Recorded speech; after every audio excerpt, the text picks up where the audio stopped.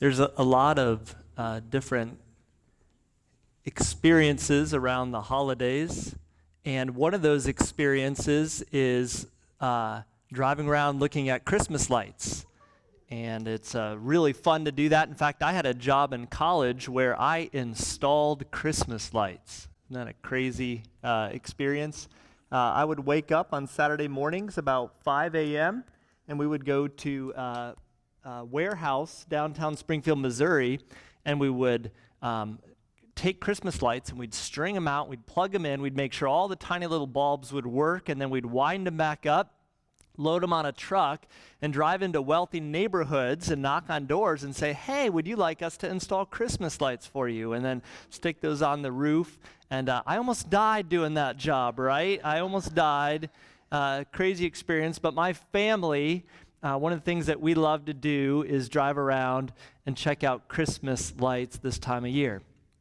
If we're lucky enough for it to snow, I love to go play in the snow. You know that moment where you've been out so long that you can barely feel your cheeks anymore, your hands are numb, your feet are wet because your boots really aren't that good. That's a great experience.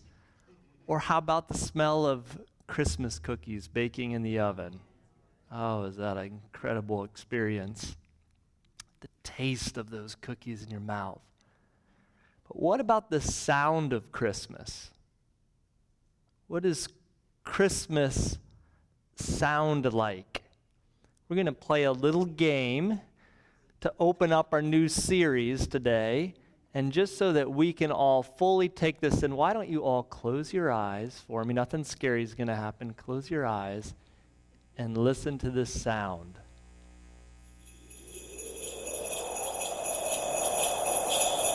All right, who knows what that is? Listen. Yell it out. Sleigh bells, right? All right, that's good. We can get a little bit harder. Let's try this next one. What do we got there? Yeah, sawing wood. We're cutting down our Christmas tree. We went and did that as a family this past week. It was a lot of fun. All right, one final one for this Sunday. Yeah, walking on freshly fallen snow, maybe a little ice on there, right? So it could be extra crunchy. Christmas has a sound. It has all sorts of sounds. When I was a kid, one of the memories I have is going to my grandpa and grandma Baxter's house for Christmas, and we'd spend the night, and the next morning we'd get up and open our stockings, and every year we'd get a big pack of M&Ms and a roll of quarters, $10 worth. But during the night, there was a sound that was distinct to my Christmas experience. And that was a sound of a train. And it would start off, and I could hear first the whistle blowing in the distance. And it'd get louder and louder. Pretty soon you could hear the rumble of the train.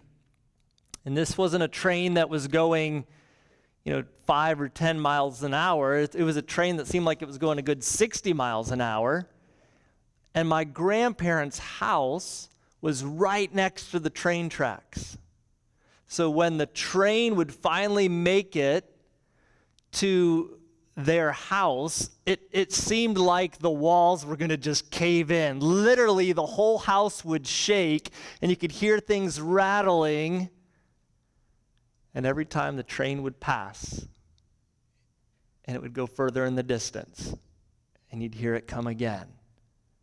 That was a distinct sound, part of Christmas. And interestingly enough, in the Bible, there's all sorts of sounds associated with Christmas.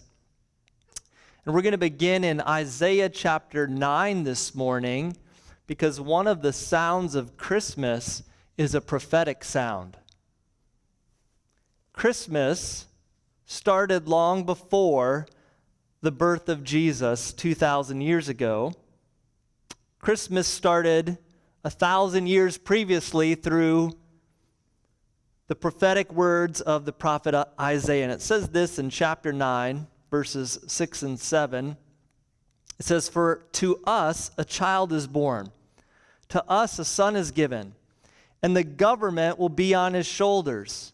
And he will be called Wonderful, Counselor, Mighty God, Everlasting Father, Prince of Peace. And of the greatness of his government and peace there will be no end. And he will reign on David's throne and over his kingdom, establishing and upholding it with justice and righteousness.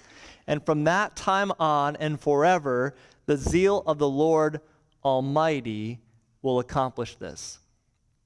You see, God was listening. God heard his sound. He heard the cries of his people, the suffering around the world, the agony and pain of the consequences of sin. God took notice. He heard, he listened to what was happening. And what he learned was the sacrificial system, the Torah, the Old Testament law that had given people a way to make peace with God, was ineffective. Because in that covenant, God was faithful and he could keep his end of the deal. But people were faulty and failing, and time after time, no matter how much they strived to be holy and to follow God, they fell short. And God was listening. And he gives them this sound. Before the birth of Jesus, like a train way off in the distance, beginning to blow its whistle, there is a prophetic voice, a promise. "For unto us a child will be born, a son will be given," the greatest gift that God could ever give us. "And to his government there will be no end." This promise of peace, this ruling in righteousness and justice that would come through Christ's life, it was a promise for all eternity. So the prophets looked into this. Even says in the New Testament that the angels peered into these things, waiting and wondering, what would the fulfillment of this promise be like?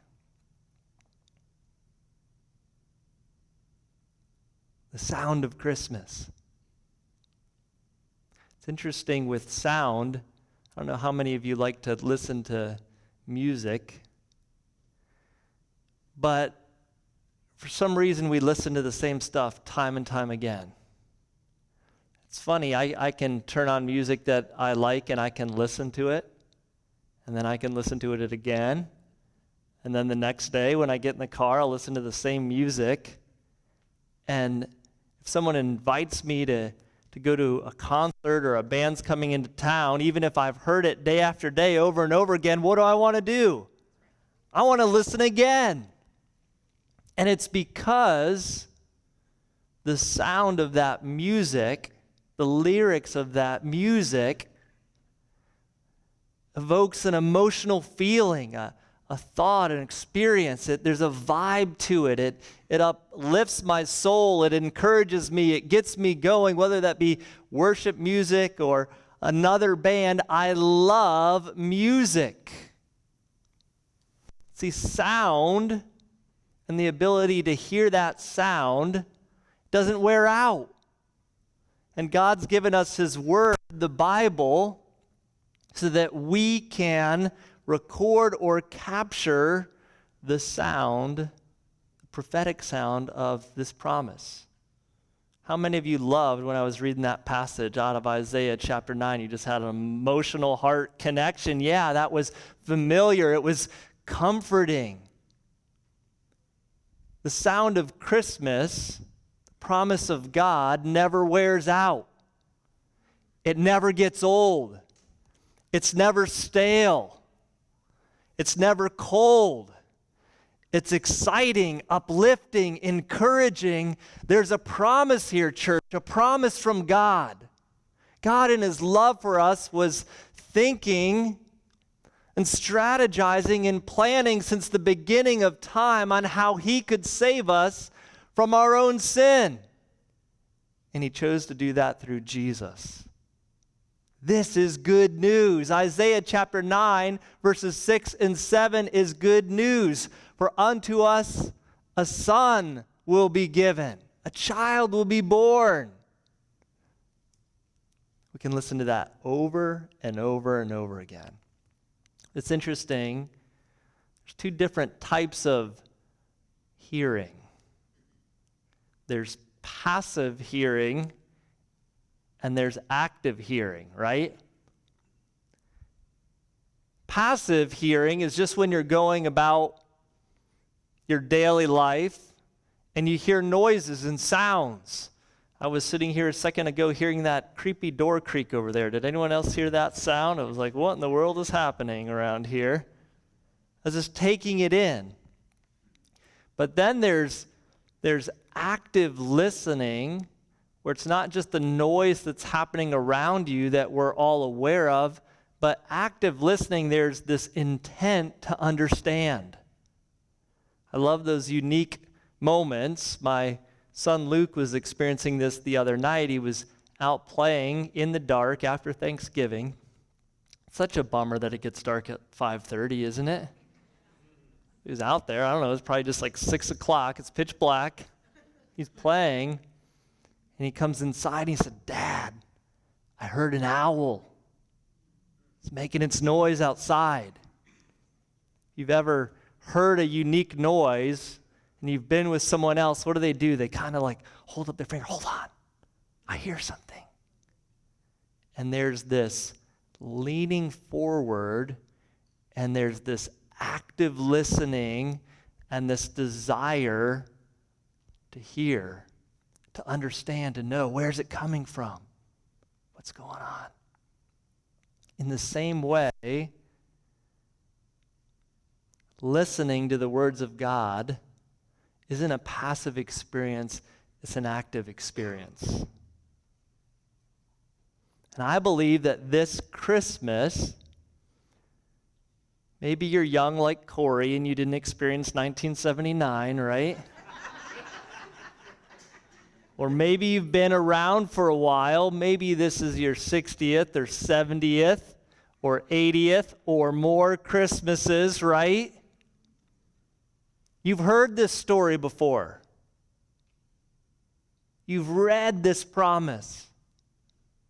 But can I encourage you to actively listen to what God wants to say to you this Christmas? Because his word is active. It's a two-edged sword. It divides joint and marrow. It speaks to our soul. The birth of Christ, this promise, is for you. And it's not old. It hasn't expired.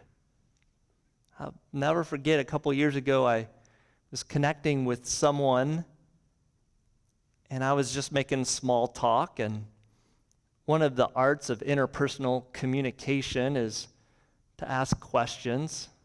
Sometimes when you ask someone a question, they'll just give you a one-word response, right? You think, okay, maybe they're not that interested. And another art is self-disclosure, where you just begin talking about your experience or your life, hoping that that will trigger a thought in someone else. Oh yeah, I've done that too. I've gone hiking or camping, or I like to play basketball, or I watched that game yesterday. And so I remember I was sharing about my life, and the person looked at me and said, oh yeah, I already saw those pictures on Facebook, and then they just walked off.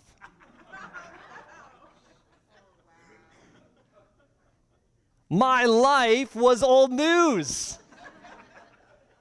They had already consumed that information, and they were on to something else.